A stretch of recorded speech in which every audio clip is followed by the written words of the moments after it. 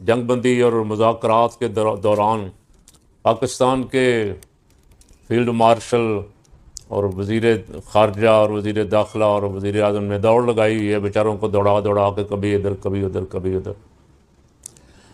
Gift کیا دیا؟ ایران پہ حملہ کر دیا۔ دوسرا گفٹ یہ دیا کہ پاکستان کو دہشت گرد کہہ دیا۔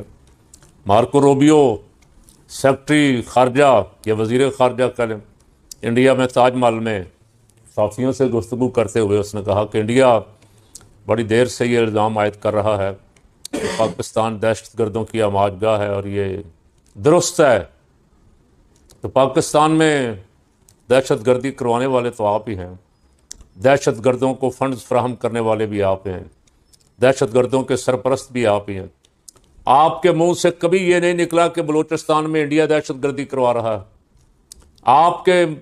آپ کی زبان کو کبھی یہ توفیق نہیں ملی کہ انڈیا کی مذمت کریں کہ انڈیا خیبر پختونخوا میں افغانستان کے رستے دہشت گردی کروا رہا ہے۔ پاکستان میں ہزاروں افراد کا قاتل انڈیا ہے، یہ آپ کی زبان سے کبھی نہیں نکلا۔ اس مارکو روبیو کے بیان کی بھی میں پرزور مذمت کرتا ہوں، اور ویسے دنیا میں تعلقات اور دوستی کے اصولوں کے بھی سراسر خلاف ہے۔ ایک طرف سے تو ٹرمپ صاحب، آپ کو لفظ بولنا نہیں چاہتا ایسا، جو بار بار زبان پہ لفظ آتے ہیں پنجابی کے لیکن روک لیتا ہوں۔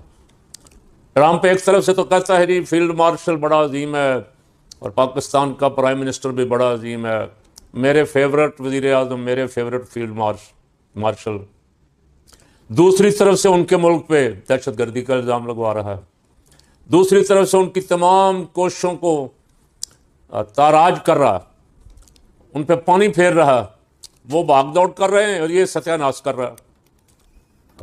میں ابھی دیکھ رہا تھا اسحاق ڈار صاحب، ڈپٹی پرائم منسٹر صاحب کا بیان چل رہا تھا کہ لبنان اور غزہ پہ ظلم مسلسل جاری، تو وہ ابراہیم اکارڈ اور وہ غزہ امن پیس کمیٹی اور فلانی اور فلانی، اور وہ کہاں گئی ساری؟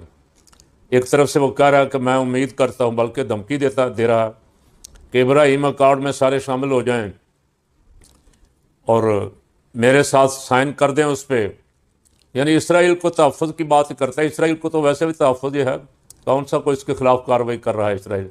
اسرائیل بدماشی کر رہا ہے مسلمان ملکوں پہ۔